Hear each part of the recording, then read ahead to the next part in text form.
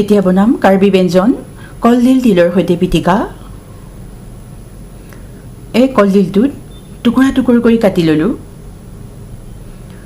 পানী গৰমাই কুকাৰত সিজাই ল'ম আসলতে আগতে কুকাৰ ব্যৱহাৰ কৰা নাছিলে মই সুবিধাৰ কাৰণে কুকাৰটো ব্যৱহাৰ কৰিছোঁ কলডিলখিনি সিজাই লৈছোঁ ডিমৰীয়া অঞ্চলৰ কাৰ্বিসকলৰ প্ৰিয় ব্যঞ্জন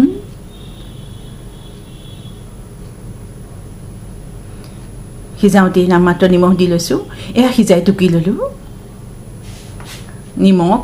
পিঁয়াজ কুটি লৈছোঁ জলকীয়া আদা কুটি লৈছোঁ আৰু তিল ভাজি পিচি লৈছোঁ একেলগে সানি পিটিকা কৰিম অলপ নিমখ দি ল'লোঁ